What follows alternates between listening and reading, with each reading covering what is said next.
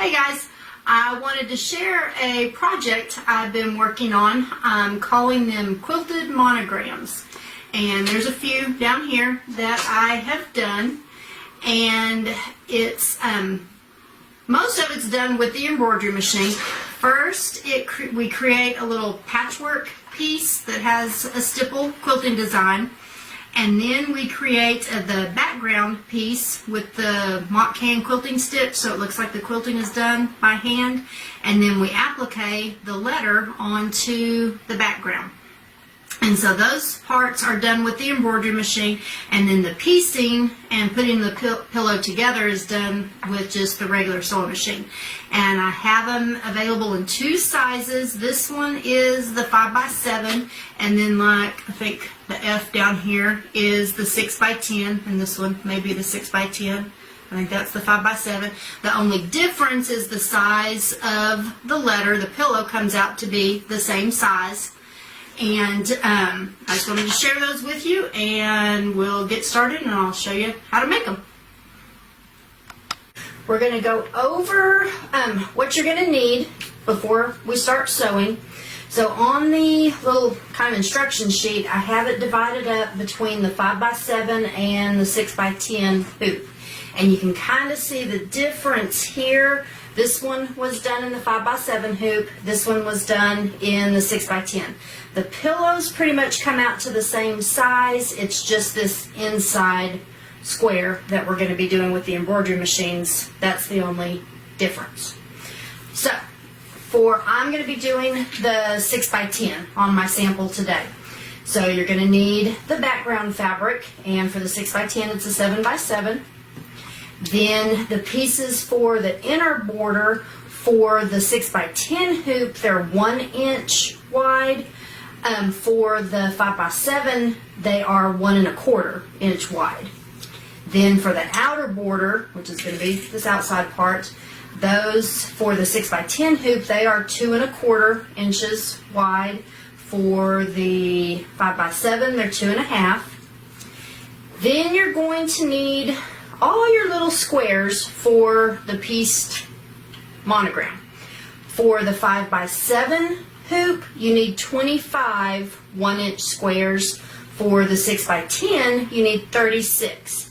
So what I did for like the 6x10, I just cut 6 different fabrics. This is only 3 of them, but I cut 6 different fabrics, 1 inch by 6 inches, and then just cut those into 1-inch little squares. So you just need 36 or 25. So that's what I need for the project. Then you need the 6x6 piece of steamicine, fusible web. This is going to be the first option to make the monogram, the piecing. If the steamicine doesn't work, and I'll explain when we get to your machine, then you'll just use some 505 spray. Then you need, for both pillows, no matter which size you're doing, for both pillows, you're going to need your back pieces are going to be 2 of those that are 7x10 1/2.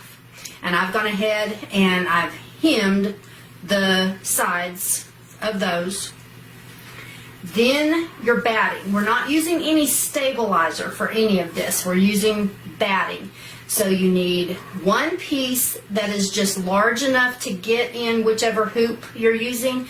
And see, I'm going to show you here in a minute. I don't have enough of 1 piece, so you can piece your stabilizer or your batting pieces together to get you a big enough piece.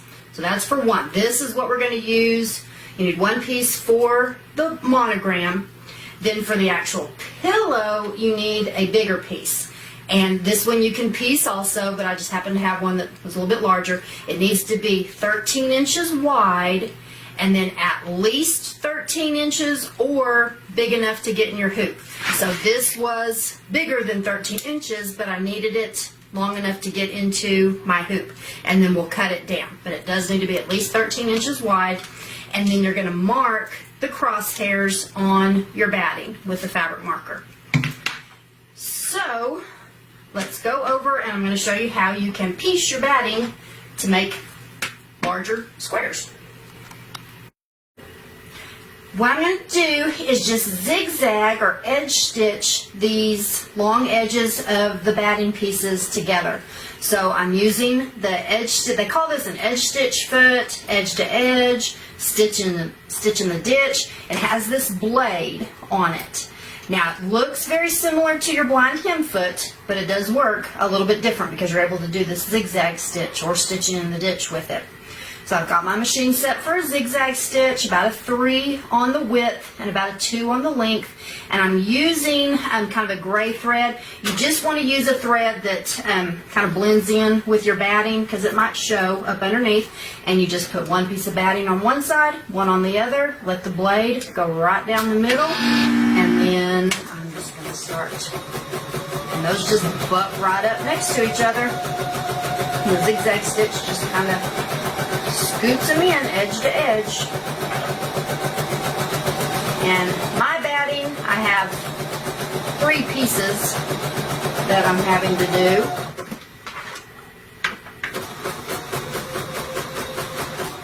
And that's fine, that works. Just because we have, if you've done a lot of the other Kimberbell projects, you may have several small pieces of batting laying around. So this is just a good way to utilize them. I also do this with my stabilizers, if y'all know that. You can even do this with your water-soluble stabilizer. I use wash-away thread, top and bobbin, and I do it with my water-soluble stabilizer, and it works.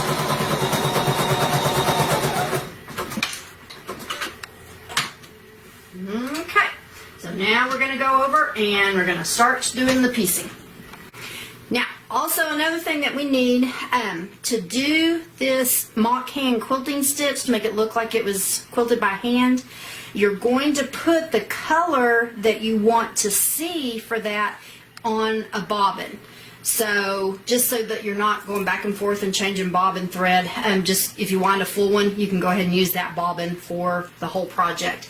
So if you have the Brother or the Baby Lock machines that you use the little spacer for the pre-wound bobbins, make sure you take that out if you're using the regular bobbin. And you're just going to set it like normal. And then right now I'm just going to be using the matching thread on top, the red. But then when we get ready to do this quilting on the background piece, you do need thread that matches your background piece. So we'll use the white here in a minute. But what we're going to do first is what I'm calling the piecing. So I've hooped up my batting that I edge stitched together. And you're going to bring up the design that just kind of looks like a big old mess. Basically, that's going to have the stipple on top of it. But this is going to be your grid to do the little piece squares. So you're going to bring that up first. And what it's going to stitch first is just a placement line for our steamicing. And while that's sewing, your steamicing has 2 pieces of paper attached to it, one on either side. And you just kind of start working with one of the corners, and just whichever side will tear off easier, just remove that first. So, take the first piece of paper off, and it does have to be the steamicing, I think it's called steamicing 2 light, and so it's sticky on both sides.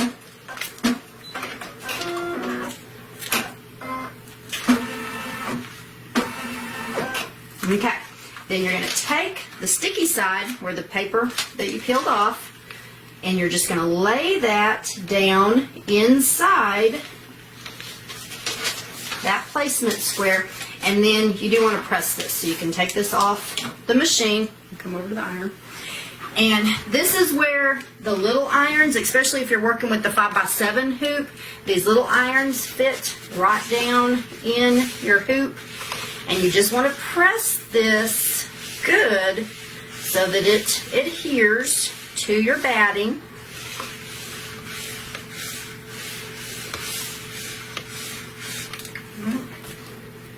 Then let it cool a little bit. And back over here.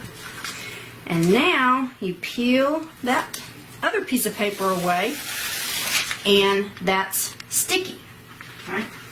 Now, Another thing that is on your supply list that is recommended is either a titanium needle, which that's what I have in the machine, is a titanium, and they're the gold. Or Schmidt's has some new needles that are the non-stick needle that help the sticky stuff from creating a buildup on your needle. I would use one of those if you're doing this technique, because this is going to get kind of sticky. What's going to stitch next is going to be basically our grid or our placement line for all of our little squares. If you have a machine that you can raise the presser foot height up, you want to do that. Are you kind of zoomed in up here? Okay. So see, when I put that presser foot down, that foot sits pretty close to my batting here. And what can happen is the foot can kind of stick to it.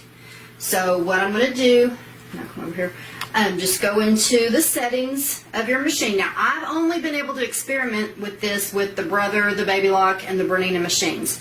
Other machines, you might be able to do this. So I'm going to go into our settings, and I'm going to scroll over to where I can raise that embroidery foot height, and I'm going to bump it up a little bit, go up to 2.5. You can leave this at this setting for the rest of the project. It's fine. Now, when I was doing this on the Berninas, the Bernina foot kind of hops, and so I didn't have trouble with it sticking to the foot. So I didn't have to do that on the Berninas. But what we're going to do now is just stitch this little grid line. So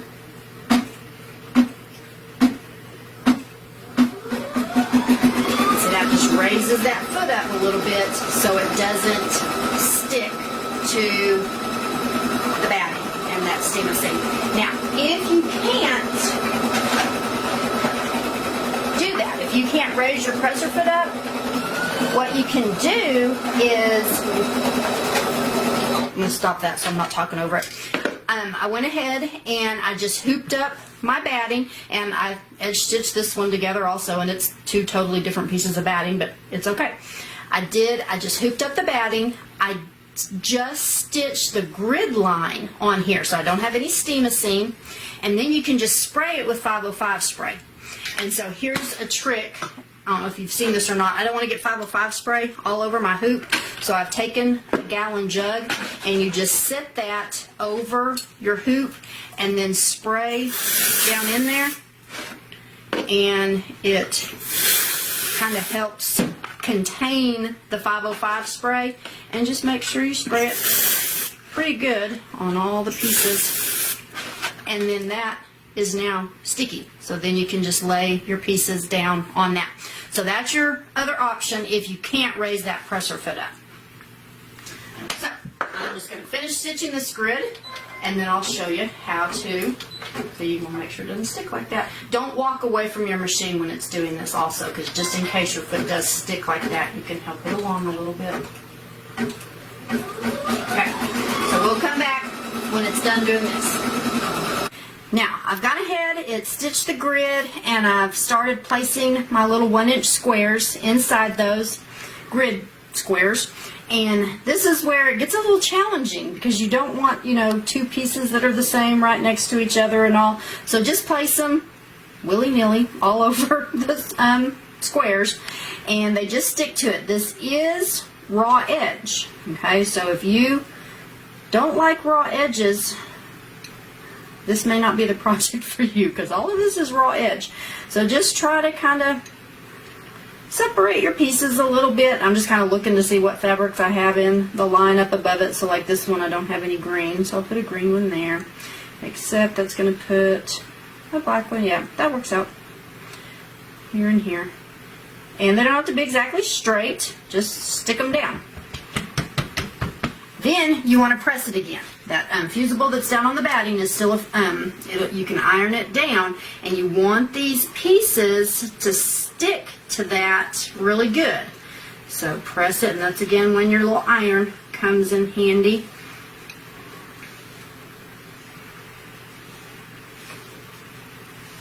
And adhere, because you don't want those raw edges to kind of peel up. Because what we're going to do now is stitch the quilting. It's a stipple design all over this to kind of mimic the look of an old quilt. So I'm going to put that hoop, sorry, don't pan real fast, back on the machine. What it's going to do now is a stipple design all over our little squares, and then after that it's going to come and do a zigzag stitch around the raw edge, and I'll explain that here in a minute. So we'll just start the stipple, and I'll let it go ahead and do the stipple, and I'll let it go ahead and do the zigzag stitch because that's just stitching. It finished, and so it did the quilting and the zigzag stitch around the edge, and so now we're done with the piecing, well, kind of done with the piecing part. You can unhoop it, and you're just going to cut it out next to your zigzag stitch. Doesn't have to be right up next to it, and this gives you 2 more pieces that you can edge stitch to another piece for another one. Okay, now we want this to look like an old quilt. So what I'm going to do is just go run it underneath the sink with warm water, get it real wet, wring it out, and then just toss it in the dryer with a couple of towels. And that wrinkles it up and gives it kind of that old wrinkly, and it makes it ravel out a little bit. It makes it look like an old quilt. Now, at the store, I was doing these, and I didn't have a dryer, and so I was just rinsing them out in the sink, and then I would go lay them on the hood of one of our cars and let it dry. But they didn't wrinkle up as much as they do when you throw them in the dryer. So we're going to do that, and while that's drying, we will start on the background quilting piece. Now, what we're going to do next is we're going to do a test first. Okay, so if this is the first time you're doing the pillow, we need to test your machine to get it to do this little mock hand quilting stitch. So the way this stitch works is it sews like, I think it's 2 stitches forward, 1 back, then 3 forward, 1 back. So when it's coming forward, you're seeing like your white thread. Then when it takes that stitch backwards, it's pulling up the bobbin thread and laying it down. You have to have a loose enough bobbin tension and a tight top tension to get it to do that. So if you have, like for the brother and the baby locks, if you have a combo sewing and embroidery machine, there's usually 2 bobbin cases. The one that I have in the machine that I've been using so far is the regular sewing bobbin case. It's a looser, normal tension, and that's what I want. It does come with this, what we call the purple dot bobbin case, because inside it has like either a purple or red, some kind of dot down inside there. This bobbin case is tighter. It has a tighter tension.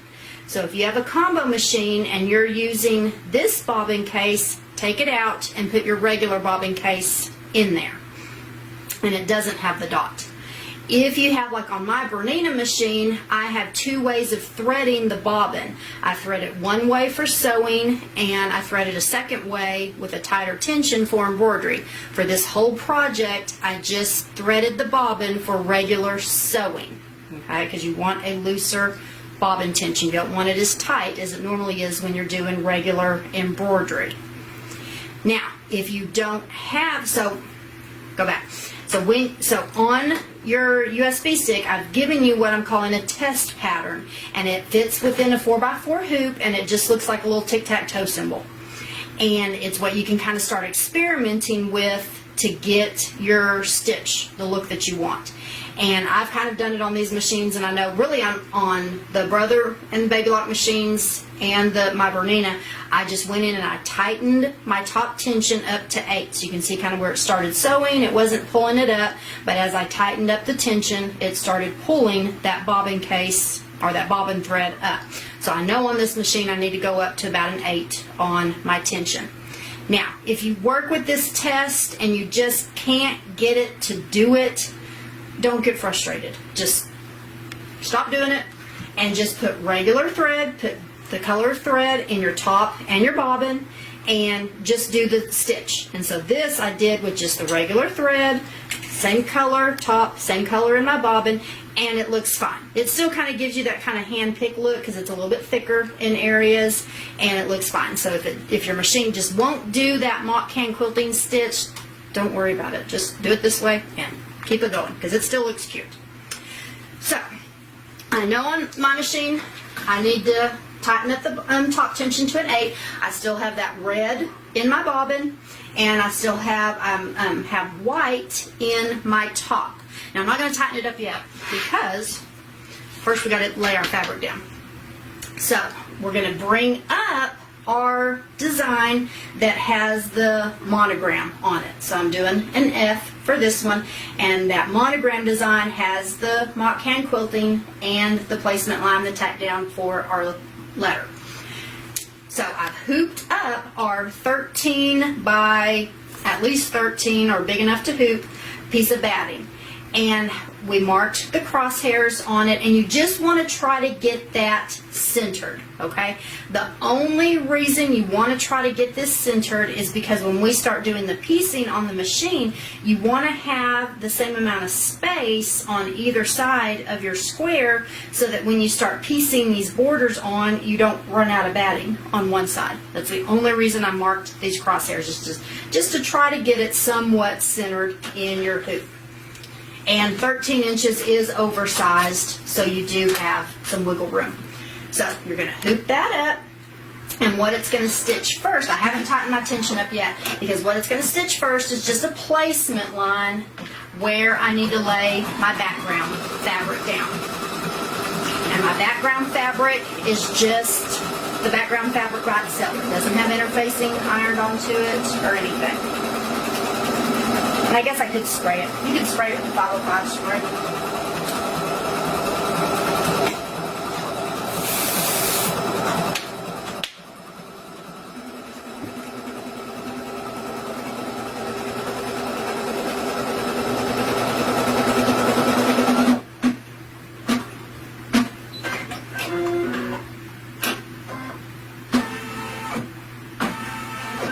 Okay, now I'm just going to lay my background piece down over that. I sprayed it really good with that 505 spray. Make sure it covers it up good. Whoops, you can see it not there. It's easier to do this if you take the hoop off. Okay, just cover that placement line down. And now what it's going to do is just stitch a tack down, and then it will start doing the quilting. So we'll come back once it starts doing the quilting. So what it's going to do next is just a tack down just to hold this background fabric down. We're ready to do the quilting now. So now I'm going to go in and tighten my tension on the Brothers and the Baby Locks. It's on your embroidery screen. It's right here. You have a little symbol with the little scissors there, and then that little symbol represents your tension. And here's my tension. Normal is on a 4, and I'm going to tighten it up to an 8. Whoops, not that tight. Close to an 8, somewhere in there. And you can stay on this screen, and now we're going to start stitching and see if it pulls that bobbin thread up. There you go, it's doing it. So I'm just going to continue stitching the little quilting design in this grid pattern, and then we'll come back. And my monogram, my piecing square, is in the dryer drying while we're doing this.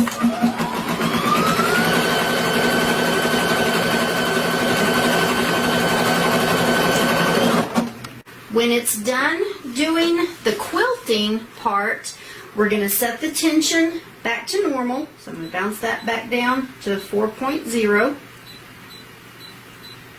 And I got the piecing block out of the dryer. And you do want to press the piecing block just a little bit because it's going to be kind of wrinkled up. But don't press it too much because you want it to be wrinkly and have that quilted look. But what it's going to stitch next, I put red thread back on the top of the machine so I can see the thread color. And it's going to stitch the placement line for the letter.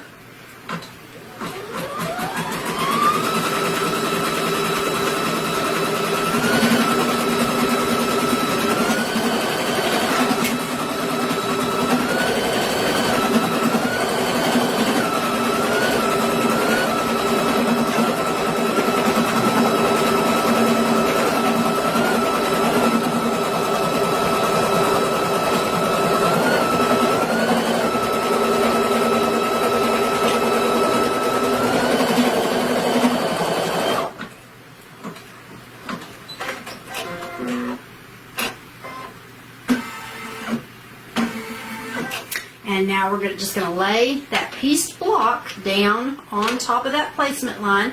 Make sure it covers up. Now you could tape this in place if you wanted to, spray with 505, whatever you want to do. I'm just going to kind of lay it down there.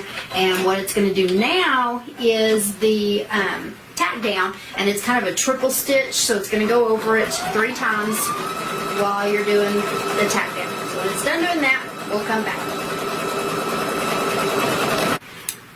Finished stitching the tack down, and now I've just taken the hoop off the machine and I'm trimming around that triple stitch in the shape of the letter. And so, and you don't have to get real close, because again, this is raw edge, and so it's going to be kind of ravelly, but I think it looks kind of cute, kind of vintage. Now you also want to trim your background fabric here. And you can either do this in the hoop, or we are done with the embroidery part, so you could take this out of the hoop and do this trimming. So I may do that.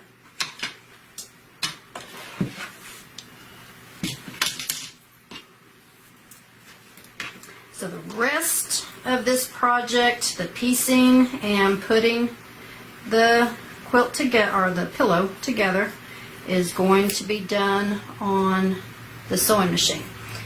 But we're not done at your embroidery machine yet. Oh, good grief. Got 505 spray sticking to my scissors. Okay, so that's done. We're going to leave the batting.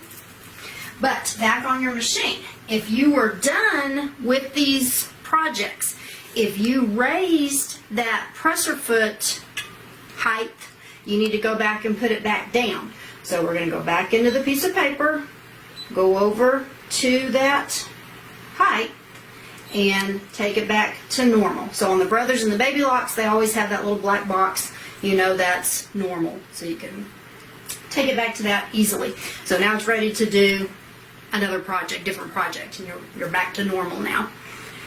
Now, back on the pillow, what you're going to do is start the piecing. We're going to take your 2 smaller borders and we're going to piece this through the batting. So you're going to take the 6-inch one for this one, line it up with that outline, okay, the stitching line. Don't line it up with your cut edges. Line it up with that stitching line, put it right sides together, sew that 1/4-inch seam, do your other side 1/4-inch seam, press those open, do your top borders the same way, and then you'll attach the outside borders the same way. So we're sewing through the fabric and the batting, so it's kind of a quilt as you go technique. So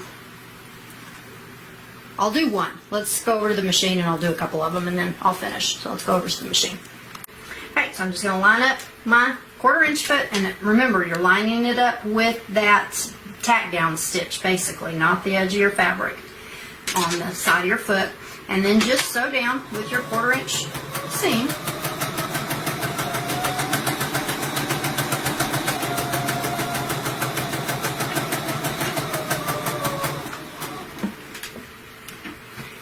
That's all.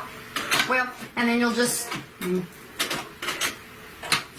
go over, do your other side, press those over, and then do your outside borders, and then I'll come back and show you what we'll do next. I've stitched the inner borders down, okay, and now I'm ready to do the outer borders. And when I pressed those the inner borders over, it did remove those crosshairs that I'd marked with that Frixion pin, and that's fine because we only use those crosshairs just to help us get the batting centered, so that you can make sure it's centered, so when you start attaching these borders you have plenty of batting on all 4 sides. So now I'm just going to sew the outer borders on, and again, just with a 1/4-inch seam, line those up with the edge of your fabric and sew all 4 of those on with that 1/4-inch seam, and then we will come back when I'm done doing this. Now, I finished stitching the borders on, And I went ahead and I pressed those all open, and then I trimmed my pillow top down to 10.5 by 10.5. Now we're ready to sew the back pieces on. And I had already hemmed, okay? These are the two back pieces. I'm going to confess here. I don't hem both of my back pieces. Normally, I mean, you're supposed to hem one of the long sides on each piece. I don't. I'm cheat. I'm lazy, I guess. But what I do is I just hem the one that's going to be on the outside, that's going to show. And the reason I do that, one, because I'm lazy. Two, because if you hem it, you have a little ridge going down your pillow here that you can feel, and it doesn't lay smooth. So I use that as an excuse not to. So the piece that you hemmed, if you're going to do it my way, the one that you do hem, and you just turn under 1/4 of an inch or so a couple of times and top stitch that. Make sure it lays down first. So it'll be next to the top. Then the piece that you don't hem will go next on top of that. And then when you turn it right side out, then this is going to be on the inside, and it will show that you didn't hem it. Now, I'm going to stitch around this with a 1/4 inch seam, and I'm going to show you a trick here too. We're going to come up to the corners, and if you're using your 1/4 inch foot, are you zoomed in? Mm-hmm. You have these notches up the side of your 1/4 inch foot. So I'm going to sew until this edge of my fabric gets even or close to even with that notch on the foot. And I want to go like one stitch, maybe one more, right there. Then when you're turning a sharp corner, if you don't turn it a full 90 degrees. Turn it like 45 degrees. Take a stitch, maybe even two, and then turn it again. And just taking that little stitch at that 45-degree angle helps you actually get a sharper corner. So I'm going to continue doing that all the way around. Make sure when you get to this part of the pillow it doesn't flap up on you. Make sure it stays laying down. And I'm going to turn each of my corners this way. And then when I'm done doing that, I'll just clip my corners and we'll turn it right side out. And then I'll show you what we need to do next.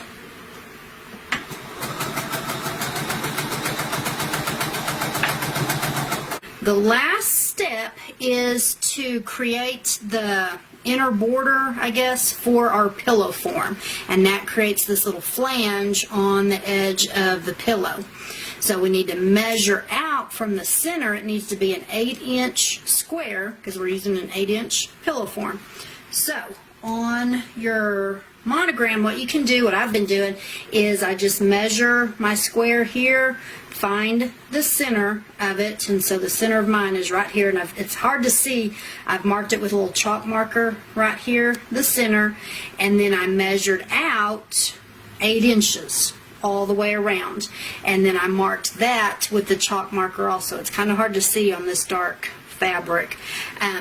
But just, and plaid is really, really cute, but it's really hard to keep plaid straight, but ignore that. But just mark your 8-inch square all the way around, and then you'll just go back to the sewing machine and do a straight stitch on top, and so you'll be sewing through all your layers. I usually start and stop down here at the bottom just because that's where your pillow sits, so that's the less inconspicuous place. So just do a straight stitch all the way around, and then you stuff your pillow form inside, and it's done. Okay, I hope you thought that was fun, and if you want to do your own, and I think they'd make cute little Christmas gifts, quick and easy. And so what I'm going to do is the first letter that you purchase, it will include the background quilting design, it includes your letter, and then it will also have the test pattern for the mock hand quilting stitch and the patchwork design to create the patchwork. So you'll get all of that with your first letter, and those are going to be $5, and then just each additional letter after that, it will be $2.50. So if you want any of those, just let me know.